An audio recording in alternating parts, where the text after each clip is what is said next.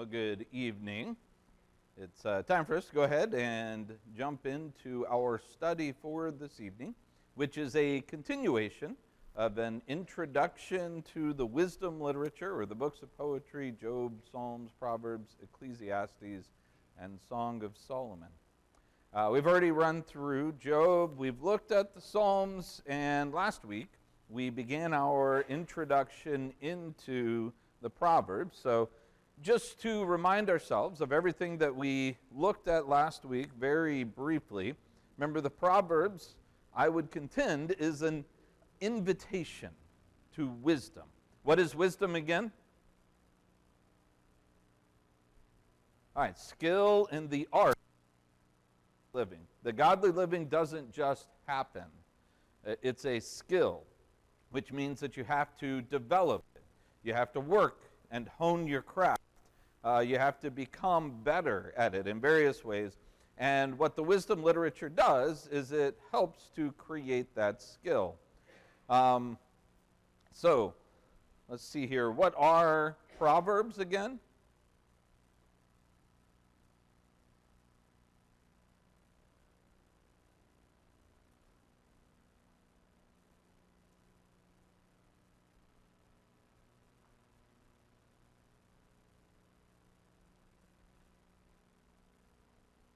All right, wise sayings, typically short, wise sayings. So Julia said wise sayings that are meant to help somebody to understand something wise.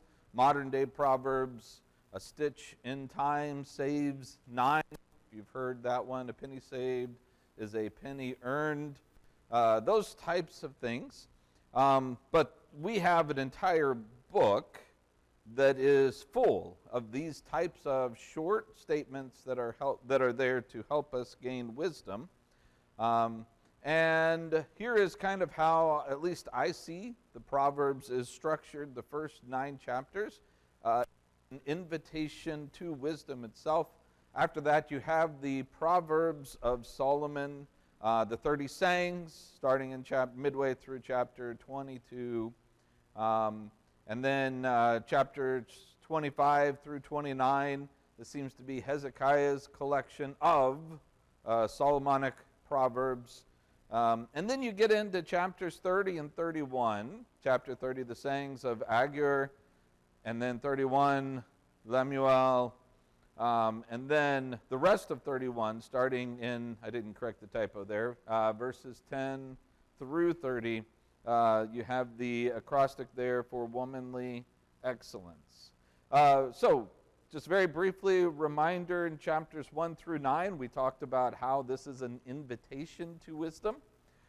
In this, what is wisdom, Lady Wisdom, especially towards the end, what is she doing?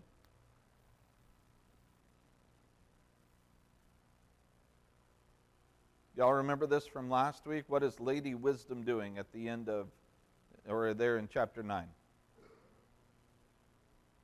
I'm sorry, Connie? Yeah, calling the unwise to get wisdom. And it's displayed as if she is holding a what? A feast, a banquet. And so she says to the simple, as Connie says, calling to the unwise, the simple, come to my feast and gain wisdom. Who else is holding a feast at the same time? All right, Lady Folly. And are you going to gain wisdom from Lady Folly's feast? No, what is it that's there? Yeah, Joshua, what were you going to say? All right, bad stuff, that's right. As Isaac said, death. They do not know that death awaits them there. So, you have a choice, either enter into the banquet of Lady Folly or the banquet of Lady Wisdom. Which one should you choose? You can just say it. Anna Lee, which one? Lady Wisdom, that's exactly right. So how do you choose Lady Wisdom's banquet? Joshua? By going to God, yes, but more practically speaking, keep reading. You know, it's basically you have a choice here at the end of chapter 9. This is the introduction to Proverbs chapters 1 through 9. He says you can make your choice now, close it up, go on, do whatever with your life, and enter into Lady Folly's banquet, or keep reading. And if you keep reading, you will enter into Lady Wisdom's banquet. All right. Does everybody remember all of this discussion from last week? So now, what is it that maybe we should do? Keep reading. So that's exactly what we are going to do then. All right. So how do we read through the Proverbs and understanding the Proverbs?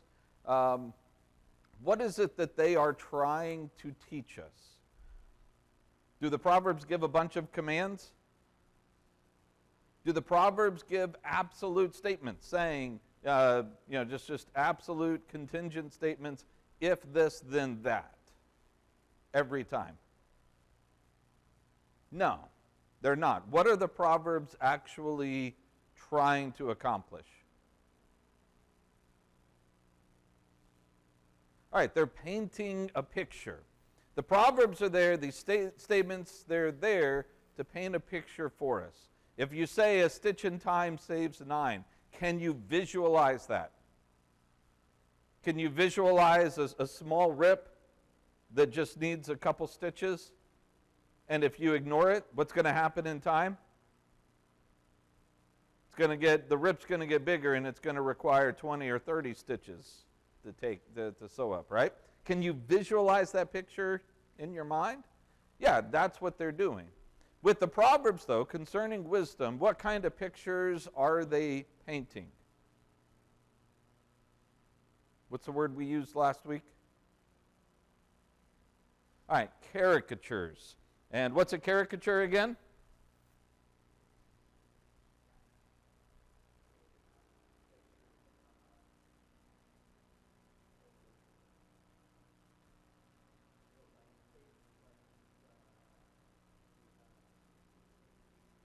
Mm-hmm. All right, Isaac said it's a picture that takes distinct pictures, what was the word you said? Features. I was like, it's not fixtures, that's something different. Distinct features, and it amplifies them. It really brings them out. And we use this caricature of Conan O'Brien. Is this exactly what Conan O'Brien looks like? No. Do you recognize exactly who this is when you look at the picture? If you know who Conan O'Brien is. Yes, you do, because this is what he looks like. And what it's doing, it's taking certain details and it is amplifying those, really honing in on those particular features and using them often in a humorous way. But with the Proverbs, what it's doing is it is trying to create an exaggerated ideal that is taking the things that are really important and putting those to the forefront. And it's not worried about all the exceptions. It's not worried about all of the things where you might say, yeah, but what about? Or it's like, I don't care about those. Proverbs don't care about the exceptions to the rule. All it is trying to say, generally speaking, typically speaking, this is the result if people act wisely. Or this is what acting wisely looks like in this particular situation. Everybody remember all of this discussion? So, it's painting a picture. It's not talking in absolutes. It's not talking about things that always will happen. The contingencies are not definitive, but it's supposed to paint a picture of the ideal. So if we're going to then enter into Lady Wisdom's banquet, let's do so by jumping into chapter 10, and let's just read verses 1 through 5. Proverbs chapter 10, verses 1 through 5. Solomon's Proverbs. A wise son brings joy to his father, but a foolish son, heartache to his mother. Ill-gotten gains do not profit anyone, but righteousness rescues from death.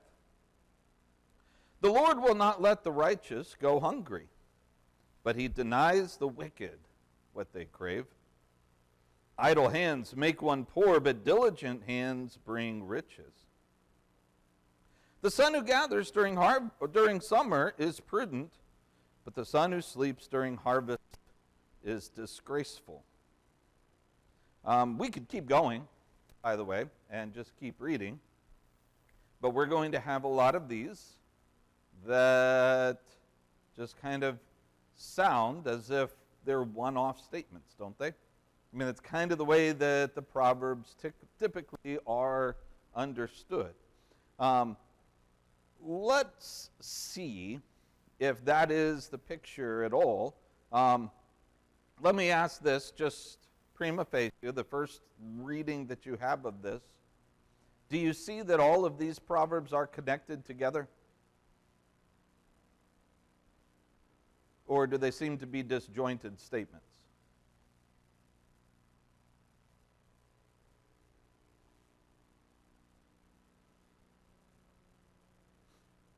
At first glance, probably they seem to be kind of disjointed, I would guess, which is the way that a lot of the Proverbs are running through this. But let's talk about this. Okay, let me step back just 1 second. The way that Proverbs often work, the caricature that's being painted, the picture that's being painted, predominantly speaking, you are given two options. This is the way the Proverbs work. They say, here is the ideal of what you want to be. Here is the ideal of what you don't want to be. Right? These are the two options that you have, and they're pitted against each other. And you're going to find a lot of names are given for each one. A lot of phrases are used for each one. So let's see if we can determine, as we walk through here, in verse 1, what are the two things that are being compared together?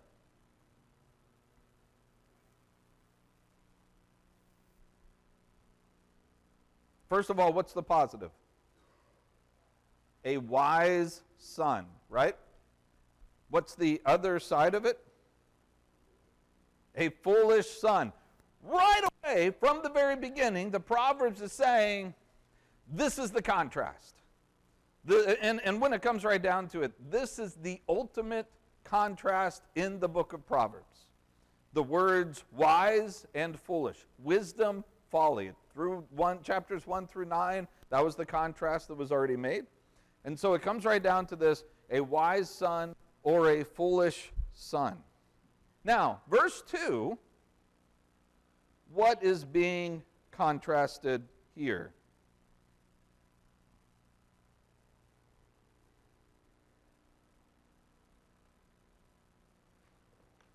And I guess it might depend on your translation, but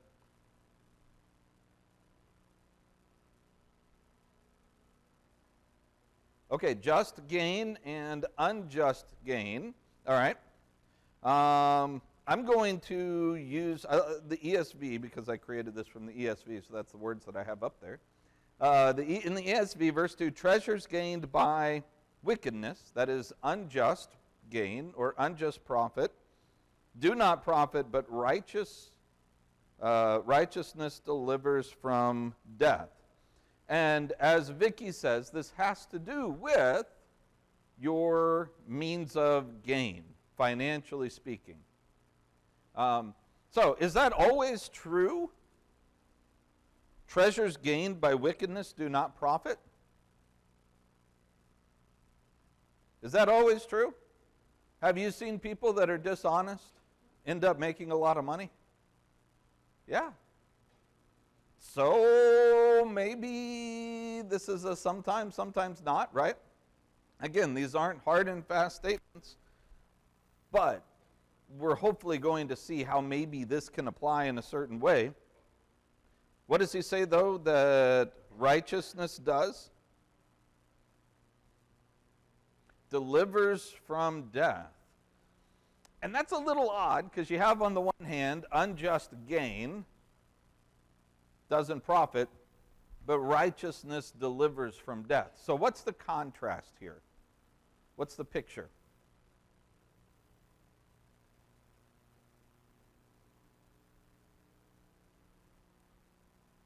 In other words, if righteousness delivers from death, what's the ultimate end of that wickedness? Death. Right? So sometimes you have to use the parallel, the inverse parallel, the other side of it, in order to really read and understand what the first part means. When it says it doesn't profit, in other words, sometimes what we understand is that cheating people, doing things bad to others, taking advantage of others to promote your own personal gain, really in the end doesn't profit. But righteousness will deliver from that kind of death. Everybody kind of see the contrast there? All right. You have the next one. What is being contrasted?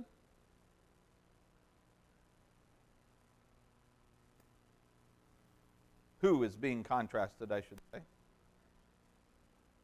All right. Again, we have the righteous and the wicked. Here he says the Lord will not let the righteous go hungry, but he denies the wicked what they crave. Is this the way God always operates? No, very good. That's exactly right, Joshua. No. We've seen this ourselves, haven't we? We've noticed this as we look through Job. We've seen that this is not always the way that it works. Are there people who are righteous who go hungry? Yeah. Are there people who are wicked who get what they desire? Yeah. Kevin? Let's see if I get right back here to the right verse here. Verse 3, correct? Yep. So in the King James, they use the word soul. The Lord shall not suffer the soul of the righteous to famish. So are we talking about physical starvation, or are we talking about spiritual salvation or starvation? This is physical. Even though the King James uses the word soul, that doesn't mean that the word carries a spiritual instead of physical connotation in the Hebrew. That's a translation choice of the King James Version authors. But I certainly would not make that argument. I mean, I haven't looked at the Hebrew, but I would venture to guess, based on the majority of the translations, that you're not going to actually find that delineation from the original text per se. Because remember, soul is another word for life as well. But it's a very good path to go down and look at, and say, maybe, is there something here? Which, by the way, just while we're here, if I've said this before, I'm going to say it again. If I haven't, I should have said it by now. Translation comparisons are so helpful. Where you ask, how do the different translations bring this out? Just like Kevin was doing for us right now by saying, hey, this translation has something different. You see times that translations have something different. That's where you have to pause, stop, and say, why? Is there something here that is causing different people to treat this differently? And so those are very helpful. So I appreciate that, and that might be something to look into, but just my gut reaction is to think probably there's not a spiritual versus physical component here. All right. Verse 4, what is under discussion here?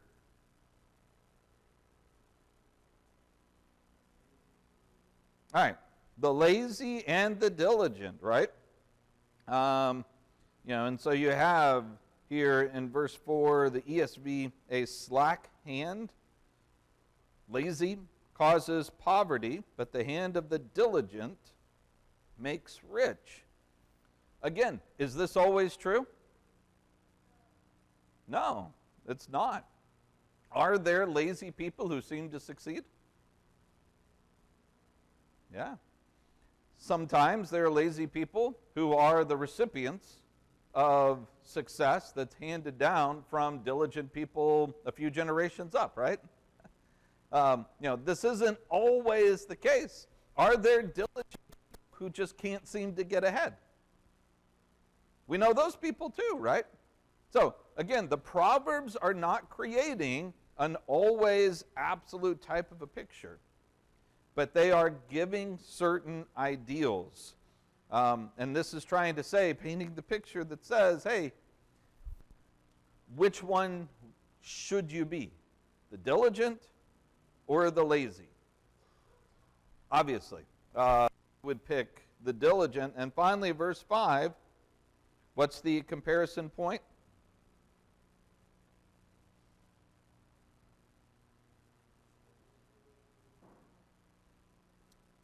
Okay, what did you say, Jason? I'm sorry. Okay, the prudent son and the disgraceful or shameful son. The prudent son, the wise son, what is he doing during the summer? He's doing what he's supposed to be doing. What about the shameful son? What is he doing during the harvest? Sleeping. And he is a disgrace to his family and to others. All right, so we've looked at these 5 Proverbs, which just at first glance, proverb stands alone on its own, doesn't it?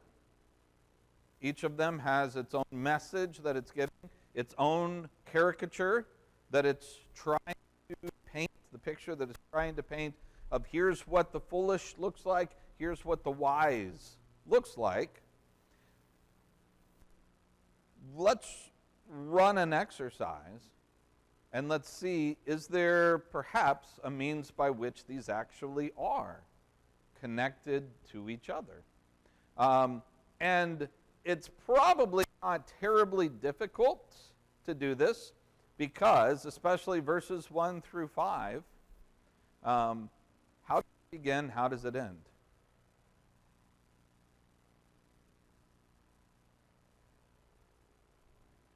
On my chart.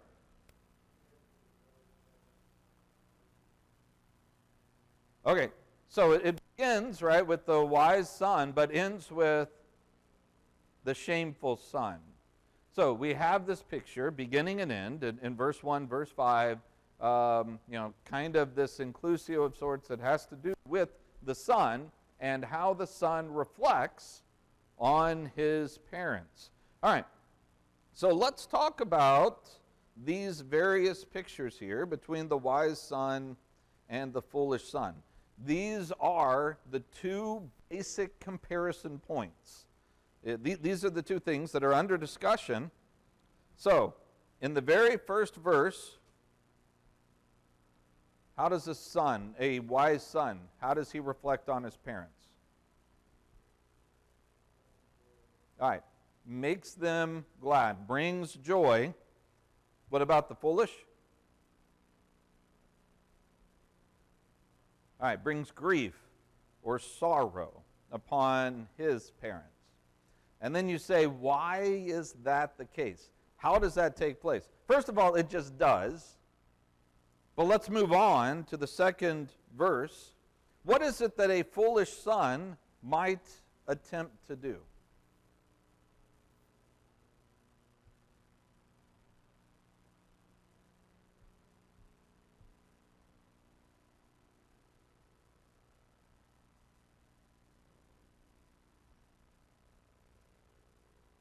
What is it that a foolish son might attempt to do? Okay, but in what way specifically? All right, trying to gain in what? Right, trying to gain money in what way? In wicked ways. All right, so the foolish son might be someone who tries to make gain for himself in ways that are wicked, taking advantage of other people, doing bad things to other people. And when that is found out, how does that reflect upon his parents? Joshua? Not that good. Not well at all, right? That brings shame to his parents when somebody is taking advantage of other people and trying to gain in wicked ways. But what about the righteous?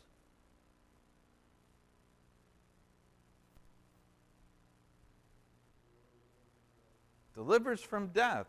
And now we have just this added little thing. What is it about trying to get dishonest gain and gain through wickedness that might possibly lead to death and affects not just himself, but who else?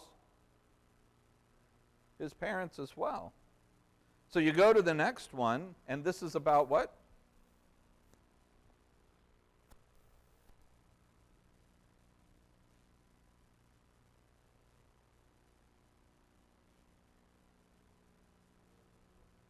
Okay, but the righteous what? All right, not going hungry. What does that have to do with the previous verse?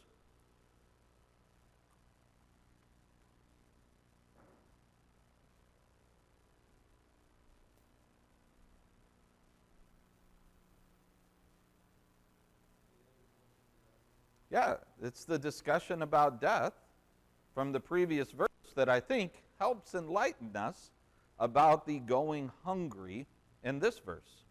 So when it says that the righteousness, God, the Lord does not allow the righteous to go hungry, that is, those who are righteous are delivered from death when they choose to do things the way that they should be done, instead of doing them in a dishonest way or some other way. But what is the craving then of the wicked? That gets thwarted?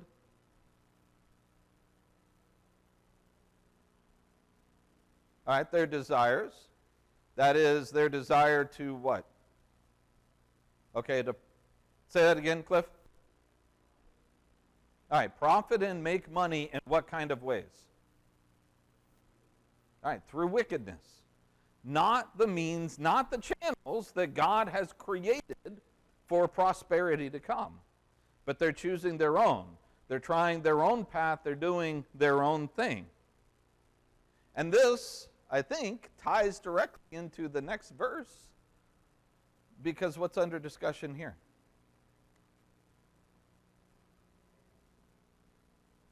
All right, poverty and wealth, but what? Based on what? All right, how it is they're doing their job, the work that they're doing. How does this connect back to the previous verses?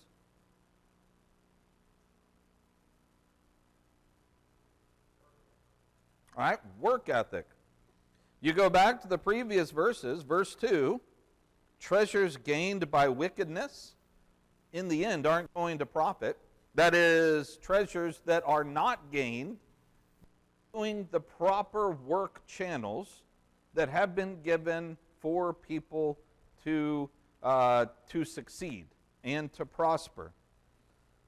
That person who refuses to go through those channels is going to end up in the end having his craving, his desires thwarted, and he will eventually, because of his slack hand, end up in what? In verse 4? In poverty. If he, through his trying to gain by wicked channels, if he doesn't do things the right way, then that's what's going to end up happening. He's going to go into poverty, but the hand of the diligent, the work ethic, makes rich. So how is it that the righteous are not going to go hungry? From the previous verse? What do the righteous do? They're diligent. They do the work. They go through the right channels. They work properly, the way that they're supposed to. And when they do that, what's the result? All right, prosperity. They're made rich. Prosperity comes. Therefore, the one who does what he's supposed to do and gathers in the summer, how does that affect his parents?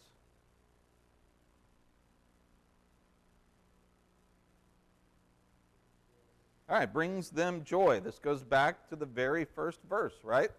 He's the prudent son. He is the wise son. He does what he's supposed to do. And in the end, if he is diligent and he is gathering the way he's supposed to gather, then this is the hand of the diligent that makes rich. And if he does so, God will not allow him and his family to. Verse 3, to go hungry. And in that way, it's going to deliver them from what in verse 2?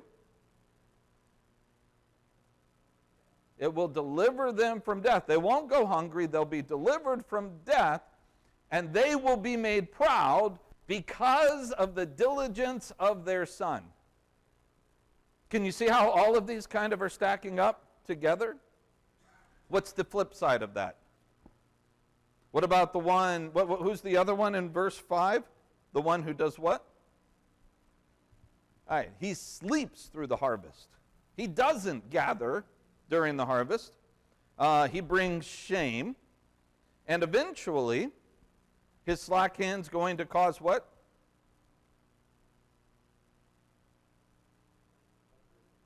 Okay, hunger, poverty, right?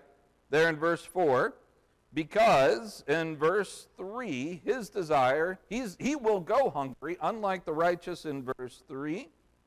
And verse 2, because he's trying alternate means or not doing things the right way, he will end up in death and will bring what to his mother? Grief and sorrow. Can you see how all of these are kind of working together? And that each one, yes, each one creates its own caricature of what is right and what is wrong. But if you start putting them all together, then you start seeing the Conan picture of the forehead and the ears and the hair and the smile. And you start seeing all of the pictures, which creates an even larger caricature of what is good and what is right. And which is why all of terms right here, a wise son, righteous, the diligent, the prudent, are those referring to different people? They are all referring to the same person. It's not like each proverb is an island in and of itself. They all refer to the same person, either positive or negative.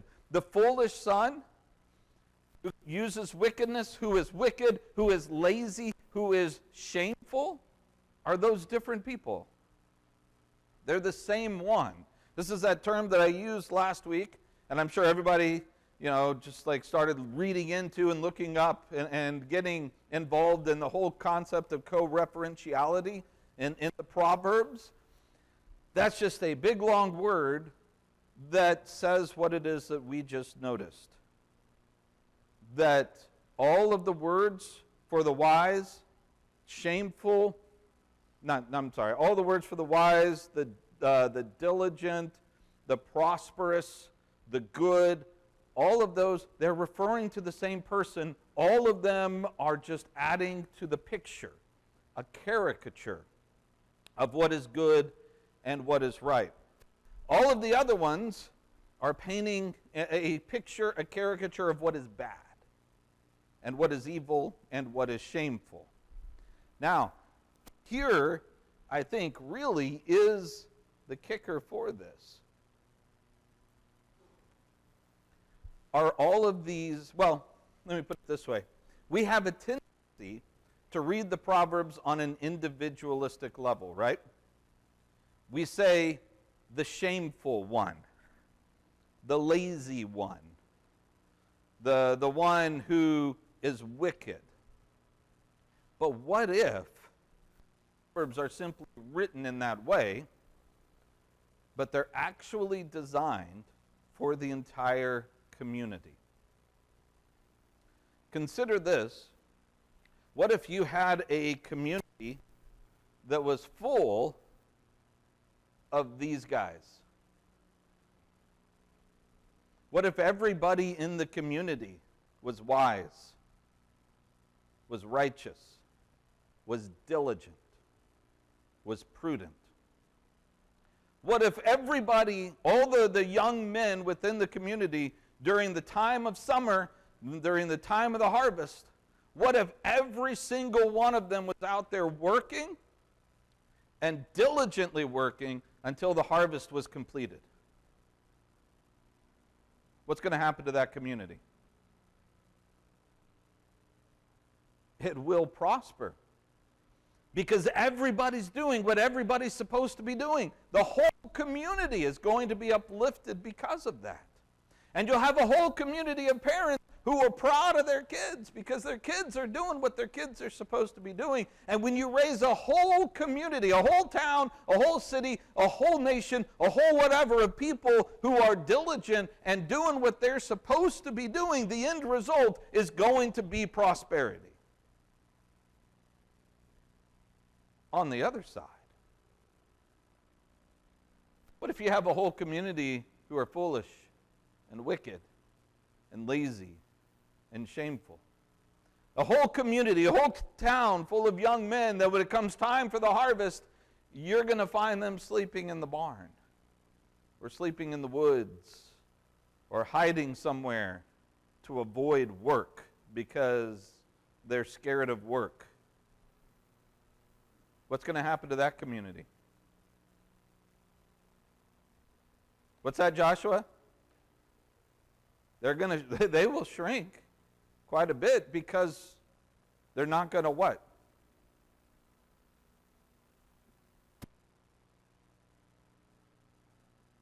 Have people working. When you have an entire community that rejects the way that the system is created to work, and they're lazy and they're not diligent, that is going to end up with a society that has nothing. And it's going to go the other direction. This, I think, is what the Proverbs are all about. You know, we look at the Proverbs as, how can I build myself? And yes, that's true. But that should never be our end point when we read through the Proverbs. When we read the Proverbs, the end point is, how can I build myself up so that I can bless the community around me? How can I be who I am supposed to be so that my parents are indeed glad to have me as their son, and that because of my effort and my diligence and my work and everything else, the whole community is blessed because I've done what I'm supposed to be doing. The key point of the Proverbs is not about the individual. And I think that's where we get the Proverbs wrong quite a bit, because we think of them as individual things. We need to get beyond ourselves and look, how do I affect the whole? And that is where the beauty and the power, I think, of the Proverbs is at its absolute greatest. That's why I think the Proverbs might be the most book in the Old Testament. All kinds of things are great. Don't get me wrong. The law is amazing. There's all kinds of truth, all kinds of things. But from a practical perspective, if we want to be individuals who are engaging ourselves within a community to make a community prosper, to make a community great, to do what needs to be done, the Proverbs are telling us exactly how to do that. Again, not how to make myself great. The end result of the Proverbs is how to make all of us great. Does that make sense? What the Proverbs, I think, are truly focused on, it's more than just me. So it outlines the way that people should act in all societies. It's timeless in this way. You know, last week Julia said, she was noticing, she looked at it, she said, we should be able to live by these principles in any society. Is that fair? So do you remember what you said is, huh? Something like that? Do you want to correct the, okay. All right. And so it's that type of a thing. She says, look, these things that we're looking at, these aren't just for the Hebrew culture back in the days of Solomon, around roughly 1000 BC. He's a little bit after that, but just for an easy ballpark figure, around 1000 BC. It goes actually well beyond that. Maybe it's not talking about people necessarily who work in fields, although some people do around here, right? Quite a number of people work in fields. That work has to be done. But we're not the same type of society by which that is predominantly what is done. I mean, is that fair to say? That predominantly speaking, there are an awful lot more areas for people to have expertise in order to promote and benefit the community around them. So if we put it in today's terms, what if somebody, and putting it in today's terms, what if somebody sits around playing video games all day?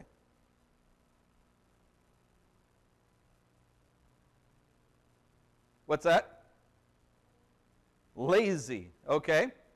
Now, this is a discussion I actually had with somebody relatively recently where he's in charge of,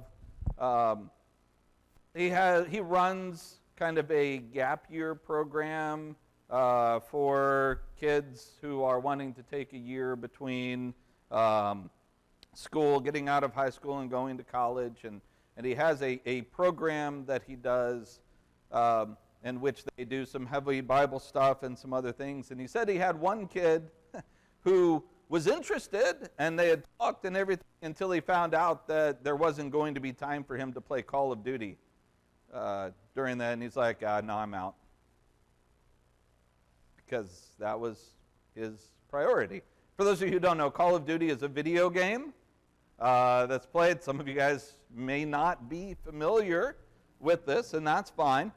Because again, some of y'all are like, yeah, video games weren't even an option when I was a kid. This is a relatively new phenomenon, but this is mine. My generation, we were the ones who really got into the whole video game thing, and then exponentially, I think it's going to get greater and greater as the time goes on. Now, is there anything wrong with playing video games? No. Some people will take it so far as to say, yeah, absolutely there is. You shouldn't be doing it. I've talked with some people who do believe that.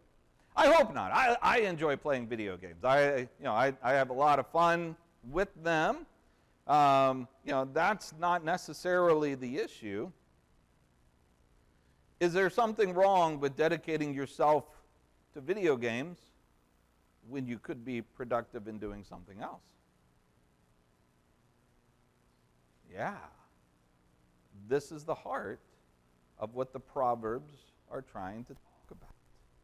By the way, does this mean that we need to then create a rule that says games are bad and we shouldn't do them? Like I said, I've been in the conversation. Someone I know, I respect his knowledge of the Bible, his opinion on matters. He takes this viewpoint. He can't fathom why anyone would play, would allow anyone in his family to play video games, let alone play those video games himself. He's like, that's just wrong, and it should not be done. Yeah, I don't carry that same viewpoint. I think there is a place, some moderation. So what do? Do we establish a rule? Create a ban? Well, really is just going, I think, the other direction, swinging the pendulum too far the other way. The key is to create a healthy balance where there is some time for fun and games, but that it should never impede on what?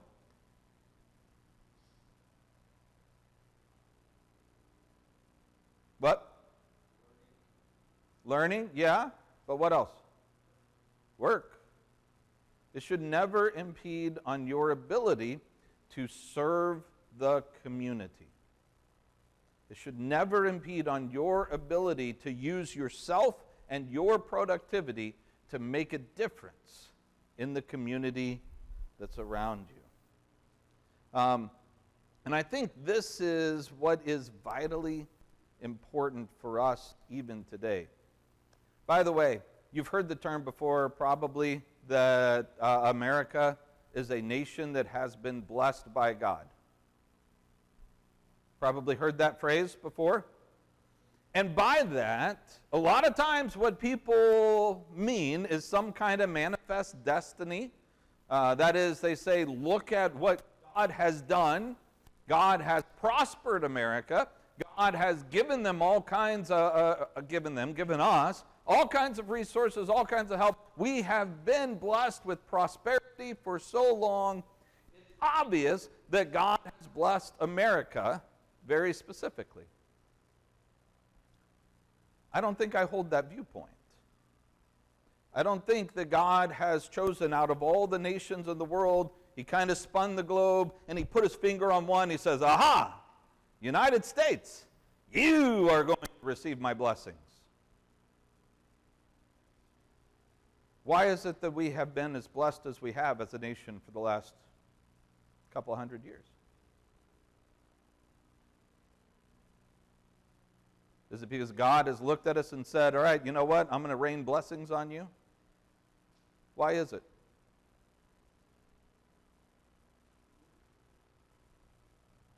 Who was Cliff? Say that again.